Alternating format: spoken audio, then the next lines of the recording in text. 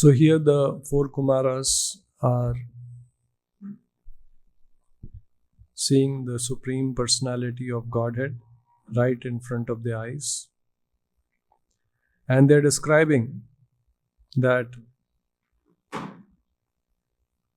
the transcendental form is uncontaminated by the mode of even pure goodness, uncontaminated mode of pure goodness. And the transcendental form can be understood only by your mercy through unflinching devotional service. So Prabhupada very nicely mentions that how the Lord, the Absolute Truth, can be perceived as Brahman, as the localized Paramātmā in the heart, and the Supreme Personality of Godhead.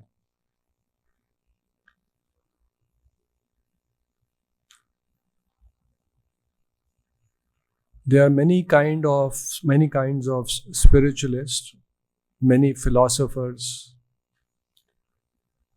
trying in different ways to understand who the Supreme Lord is.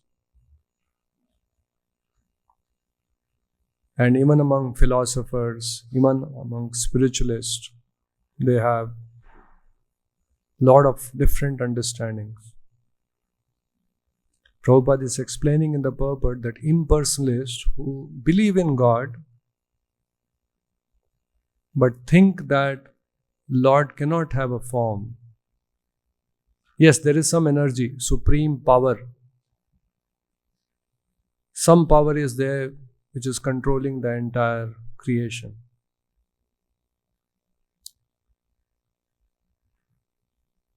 So Prabhupada is explaining, for impersonalists, even though they are spiritualists, for them it is difficult to comprehend that the Lord can have a form and the form can have variegatedness. The Lord can have earrings, the Lord can have beautiful kaustuba jewel, can have ornaments, can have nice dress. It's difficult for them to comprehend.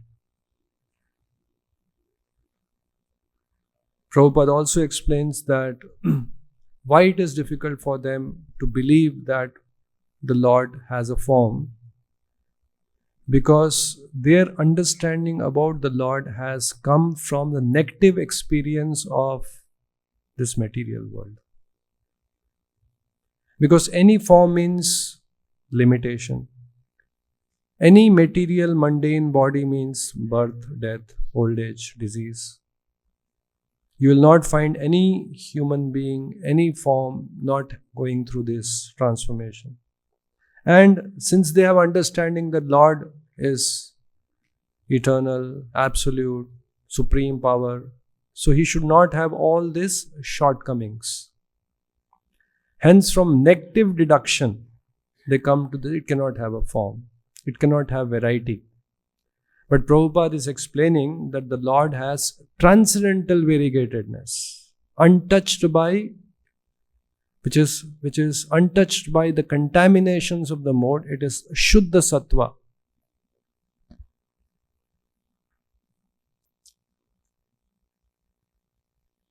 For many such spiritualists, what this elaborate deity worship, actually for them, heart of heart, they'll be laughing. Some Mayavadis or some this thing, if they come, they may even have darshan, they may fold their hands. But heart of heart, they will laugh. They'll think, bacche khel rahe hain. We see, kids, they play with dolls, make the doll sleep.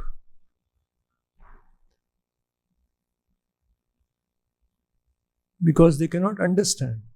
Here in the Purport, Prabhupada is explaining, to understand the transcendental form of the Lord requires mercy of the Lord. And very nicely Prabhupada explains, you see the connection. You cannot get mercy of the Lord unless you are... Anyone? If you remember when we read the Purport. You cannot understand the Lord unless you get the mercy. And you cannot get mercy unless you are pure, uncontaminated. And you cannot be pure and uncontaminated unless you do devotional service, tapasya. Devotional service is what? Tapo divyam. Tapo divyam shuddhyet brahma saukyam tu anantam. So what is Prabhupada so mercifully engaging us in? We are engaged in devotional service. We are engaged in divine tapasya. Tapo divyam. Getting up in the morning, doing our chanting, kirtans, hearing.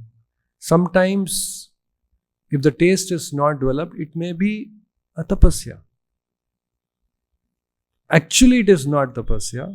It is susukum kartum avyayam. It is very pleasingly done. There is joyfully done. There is anand.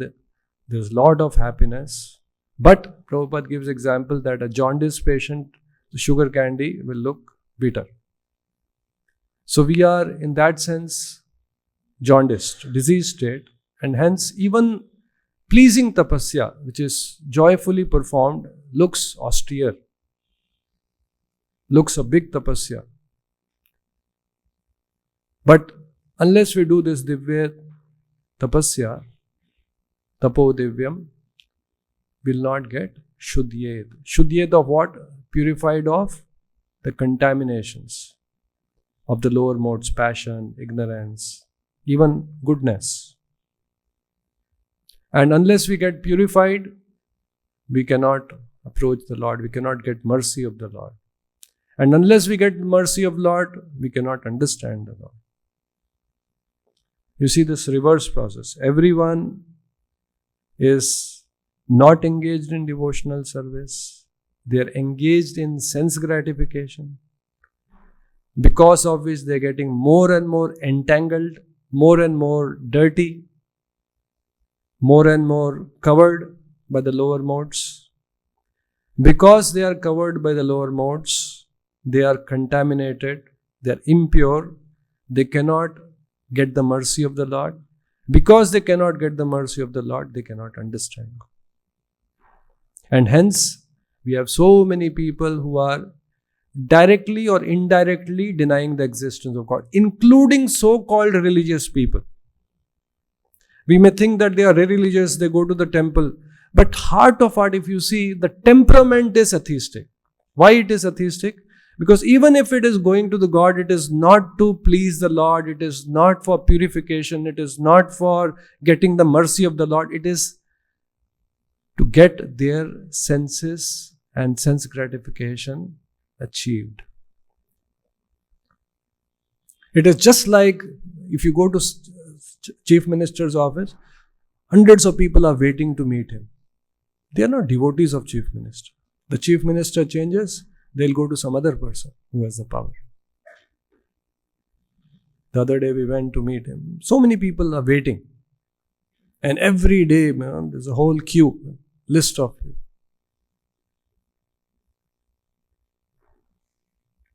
They are not devotees. So, this is what is happening in the material world, and this is what we are doing here. The reversing of what has happened in the material world. Life after life, the contamination, what has happened, the impurity, the overpowered by lower modes, devoid of mercy of the Lord, disqualified, and as a result, having atheistic temperament. Krishna Bahirmukha, Jiva Bhagavān Chakar, Bahirmukha, turned our face from Krishna. And the reversal is happening here. In medical science, they use disease reversal. You have a disease, you can reverse it. If you have diabetes, you can reverse it. So, why it is compared as a hospital? Because disease reversal is happening. And here the Kumaras, why they could see the Lord face to face? Because they were purified. They got the mercy of the Lord. Prabhupada, so nicely, what he has done, Malachas, fallen souls, degraded Kali Yuga products like us. Prabhupada has started with the highest thing. What is the highest thing? Is to see the personality of Godhead with variegatedness, transcendental beauty. We started our journey with that. If you remember consciously, whenever you came first to the temple, you came, you had darshan. And if you go to any ISKCON temple, the deity worship is so elaborate. Unlike many temples where deities are there, but you will see the oil is leaking, it has become dirty. It can make out that it is not cleaned for many days. Here you will see spick and span. Every day the dress is being changed, very nicely, cleanly decorated, beautiful flowers, garlands, fresh garlands. And we come and have darshan. Impure state, fully contaminated, no tapasya, and come and have darshan.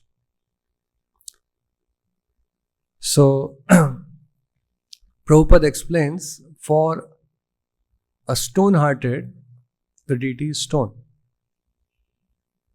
But for a person who has developed his love, attraction, so actually when we come, it is nothing like idols. There is some appreciation at this thing. But if the devotion is not there, it is an idol. Many people come, statue. Anyway, everyone is bowing, they bow there, this thing. But Prabhupada says, even if unintentionally we bow down, I used to observe in Bangalore temple, there is 14 meters, balcony is there. So sometimes I used to, for the folk classes, we used to be in 14 meters room, so I used to watch people. And in Bangalore, many tourists come, many foreigners come. So I was a little curious that when these foreigners come, because they have no idea about Indian culture, they have no idea about the deity worship, they have no idea. Like we all know, when we go to temple, we have to fold our hands, we have to pay obeisances. They have no idea. Many of them has just come as tourists. So I was curious to know, what will they do? So I would be, if you watch in front of them, they become little more cautious. So from 14 meters I would watch. Many times I have seen. So you will have foreigners. I have seen sometimes Japanese coming. So they would come in that queue, come in front of the altar. So they will see here, they'll see action speaks louder than words. So they'll see people are folding hands. So they will like that fold hands. And it's all new to them, this culture. So they will fold the hand. They'll see other, they will also do. Everyone does that. Because they're also figuring out what has to be done. The Lord has noticed that he has paid obeisances. He has done namaskar. He has no idea who is standing. He doesn't even know it's Krishna. That's called Agnat Sukriti. That's why Acharyas have built temples.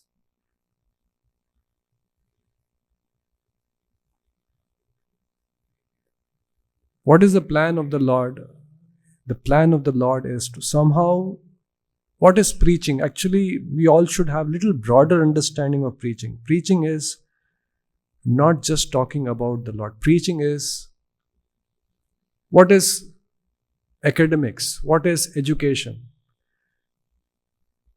Education is even meant for a pre-nursery child. That is also education. Education is a person who is in 10th class is also getting educated. A postgraduate also is getting educated. All are getting educated. But education is wherever that person is in pre-nursery, to educate him so that he can graduate to nursery. A child who is in nursery, education for him is, the target is, the goal is to reach him to first class. So likewise, the acharyas have made these wonderful arrangements where we have no eyes to see the Lord. We are in impure state. We have blunt senses. We can only perceive matter. But out of causeless mercy, the Lord has come in the form. We may not perceive it as the Lord. We may perceive it as statue. We may perceive it as idol. But if we come and do our namaskar, offer our prayers, or serve that form with whatever little faith we have, we get that benefit. All of you have heard about a temple in Guruvayur. It's in Kerala, Krishna temple, Guruvayurappan. There was one boy, young boy, very devoted to the Lord. Every day he would come. Boy, he had not even educated, poor boy. He would come every day without fail, do his namaskar to Guruvayurappan and circumambulate the temple, do pradakshina. 5-year-old boy. Since he was very, very poor, it so happened one time, for 3 days, he had not eaten anything. There was no food in the house. He would come empty stomach, have darshan of the Lord. He would not even pray to the Lord, not even express to the Lord that I am hungry. And empty stomach he would come, circumambulate, pay his obeisances, go. On that day, out of extreme hunger, 3 days not eaten anything, he was passing by that market just outside the Guruvayurappan temple. He got tempted. There were some fruit stall, fruit vendor. The bananas were lying in a basket. So he picked up one banana. Out of compulsion, because he had not eaten anything. So he was so hungry, he ate the banana as soon as he picked up, and he ate the banana. Then suddenly he remembered. What did he remember? Hey, I have not offered to the Lord. How can I eat it? 3 days has not eaten. Out of that urge of hunger, he picked the banana and the thought didn't come. He ate the banana, half banana, and then he realized, hey, what did I do? What mistake I did? So he went back to the temple and put that half banana in the hundi.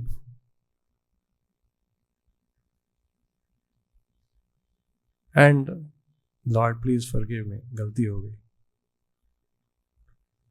Again came back. In the meantime, the shopkeeper realized that this boy has stolen the banana. So caught hold of that boy. He said, banana thief, you have stolen the banana. I'll give you a punishment. And then he said, punishment is, and after all, innocent boy, what will he do? He will not. He said, you have to do circumambulate, parikrama of the temple. So the boy also, yes, I have done a mistake. I have stolen the banana. I have also eaten the banana, which is without offering. I deserve punishment. So he started circumambulating. And the shopkeeper is noticing from a distance. Then suddenly he noticed that after this boy, behind this boy, this another beautiful boy who is there following circumambulation. And he was so beautiful. And this shopkeeper, who is this boy? Who is this boy? And he is just following him, going behind him, circumambulating. In the night, that shopkeeper got a dream. Guru Ayyappan came in his dream. He said, my devotee had stolen a banana and you had punished him. Half banana he gave to me. So I also deserve half the punishment. So the Lord is taking punishment and circumambulate. So Lord is sentient. The deity is sentient.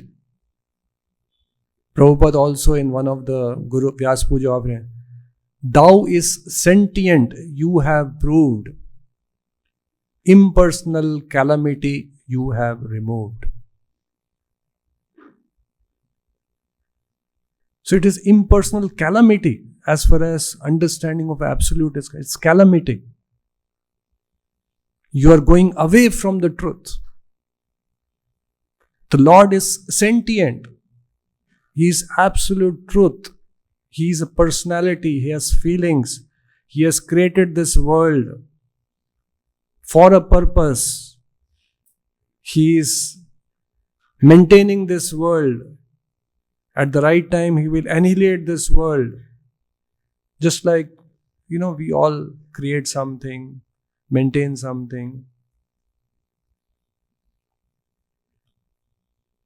How do we know that the Lord is sentient? How do we know the deity is not stone? How do we know that it is not statue? It will only come when we get mercy of the Lord. It will only come when we do divya tapasya and our heart, which is stone-hearted, will start melting. Otherwise, it will not happen. Unless we hear, just like now, you see, when we hear this pastimes of Shir Chor Gopinath or this thing, then yes, deity is not stone. Otherwise, for a mundane mind, it is stone. It looks stone. It is not moving. It is not talking. You go and cry, it will just stand there.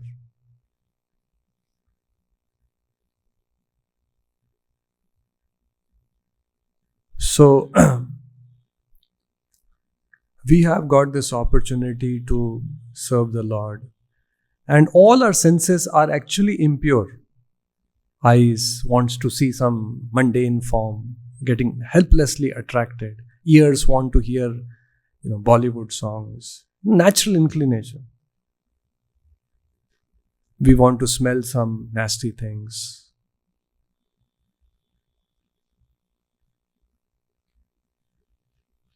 Other day I was reading one article. The person was mentioning that how this world is so designed that people get addicted to nasty things.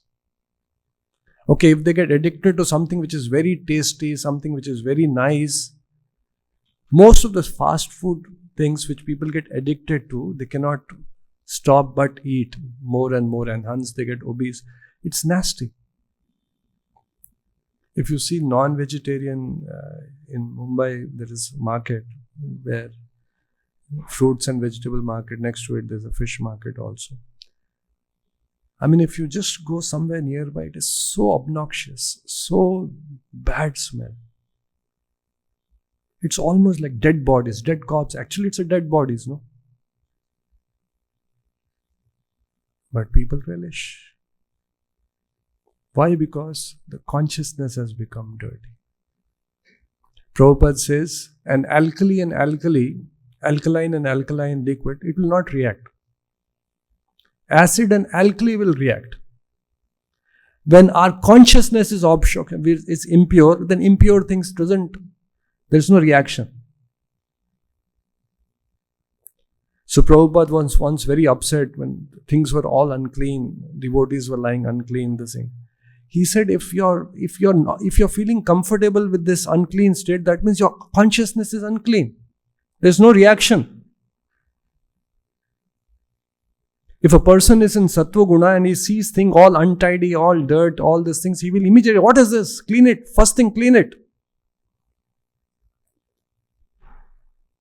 So we should also do some bit of introspection. If things are all unclean, untidy, we have not taken bath and we are comfortable, we have not changed clothes and we feel comfortable, that means our consciousness is down. Impure consciousness, impure things, no reaction.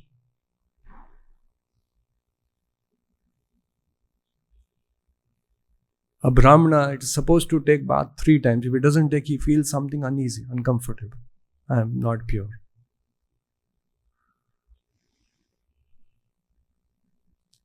So Prabhupada has given us, all our senses are impure and deity worship is an opportunity. You see, all the senses can be used. Eyes, every day we start with beautiful darshan of the Lord. Nice, beautiful kirtans, bhajans. Smell the chandan, the flowers offered to the Lord. Taste prasadam.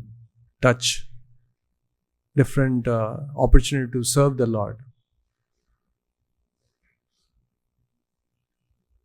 So with this, what will happen? This divya tapasya, tapo divyam, divine austerity.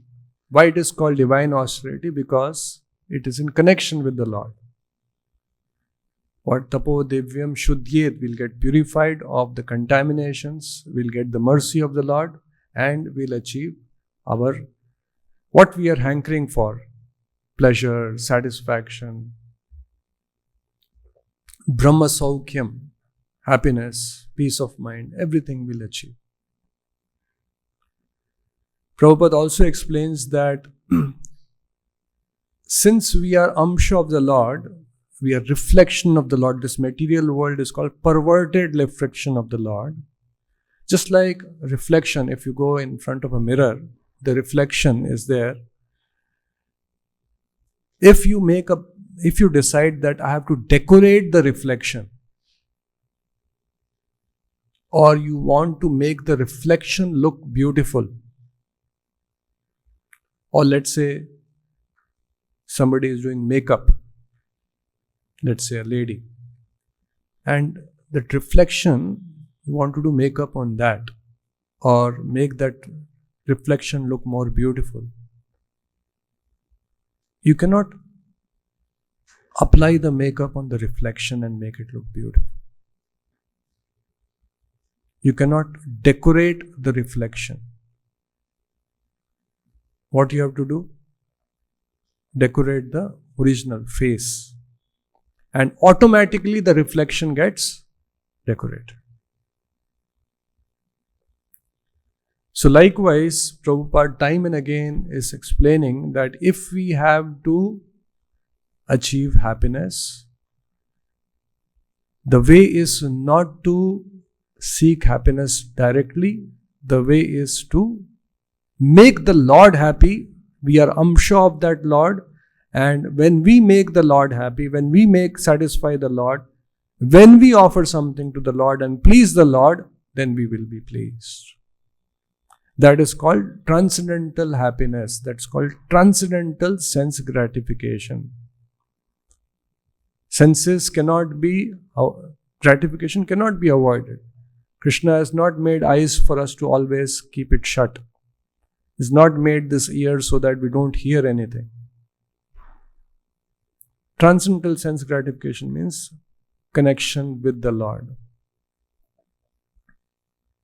So when we do that, again, same thing what is being mentioned, we will get purified, we'll get mercy of the Lord, and we'll have the right understanding.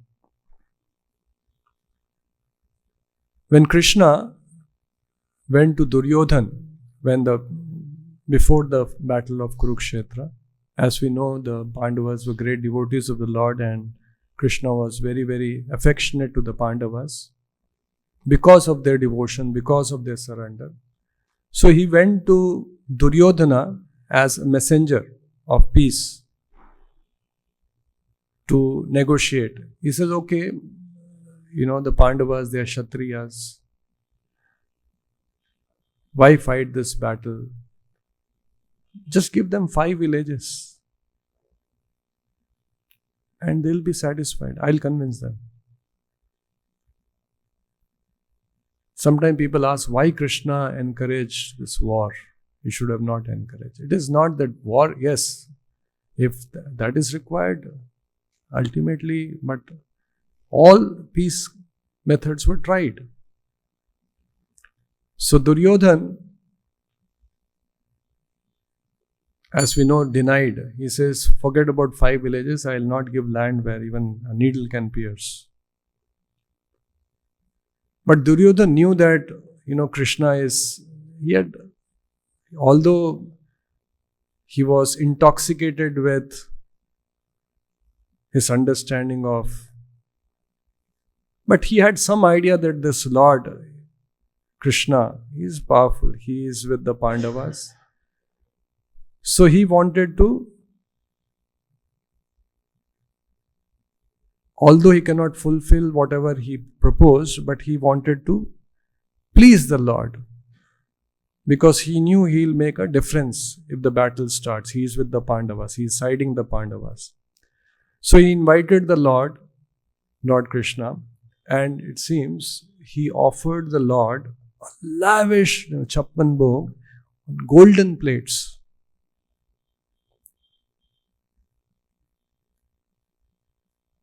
Chappan bhog, all luxuriously displayed, golden plates, delicious items. So Krishna saw that. Generally, when a person is invited, he will eat when there are 2 conditions. What are the 2 conditions? Either he is hungry. Second condition is if it is offered with love. कई बार बोलता है थोड़ा और ले लो, थोड़ा सा ले लो और. Even if we are not hungry, because person is थोड़ा ले लेते, थोड़ा सा ले लो, एक ले लो. Devotees have third condition also. What is the third condition? Transcendental pleasure. So Krishna flatly told Duryodhana, neither I am hungry, nor I see there is any love in you. So why should I eat? And he rejected it and he came off. Same Krishna when he went to Vidura's place, Vidura's place. We know that how Vidura, out of love, he was peeling the bananas, throwing the bananas in the bin and giving the peel to the Krishna. And Krishna is holding, and Vidura is completely mesmerized, immersed, seeing the transcendental form of the Lord, offering the peels, throwing the bananas, and Krishna also is eating. Vidura later on realizes that what is he doing? So, what we are doing, we should be very clear. We are serving the Lord. The Lord is not obligated to accept our service. If you are offering something, Lord is not obligated that He will accept just because we have offered. We are serving the Lord. Lord is not obligated to accept our service.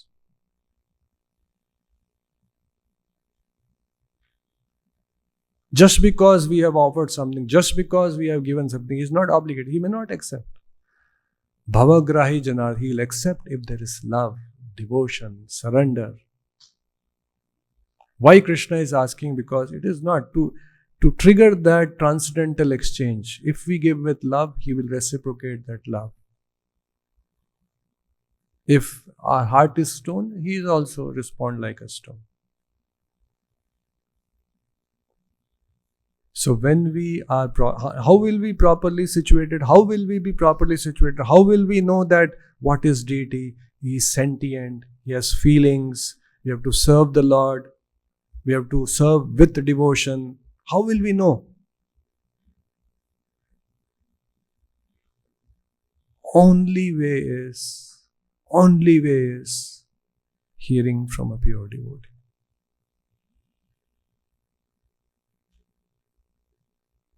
Today, whatever we are talking, this Bhakti Vedanta purports, whatever we are discussing, because we have heard, this is making sense. deity. Prabhupada says, if hearing is not there, deity worship will become burden. And it has happened. We see it in front of our eyes. Many temples, deity worship is a burden. Paid pujaris are there. They're waiting when the duty will get over. They can go home.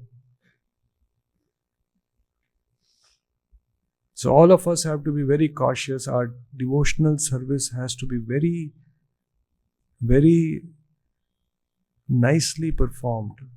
Balanced with proper chanting, proper reading, proper hearing.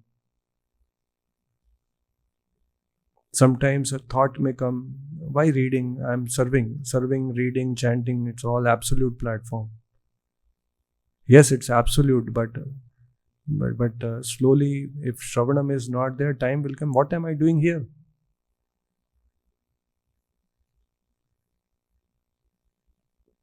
Why worship deity? Why they have given to service to me only? Why not others?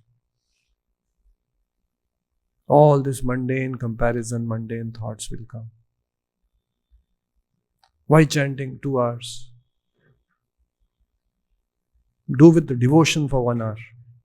That is better than 2 hours of mechanical chanting. 1 hour I can sleep, and with fresh mind I will chant. Mind will say, yeah, logic is correct. Instead of 2 hours of chanting with half asleep, sleep 1 hour nicely and then do 1 hour of chanting. And Krishna is bhavagrahi. His devotion should be there, love should be there, bhakti should be there. What is the use if I am dozing, there is no bhakti? If I sleep, then with fresh mind I can do devotion and bhakti. So mundane logic will come. And we'll fall prey for that logic. Mental speculation will happen. So we have got a great opportunity. Let's not miss that opportunity. That will only be possible if we strictly follow what Prabhupada has given us. So we'll stop here. Grantaraj Srimad Bhagavatam ki, Srila Prabhupada ki.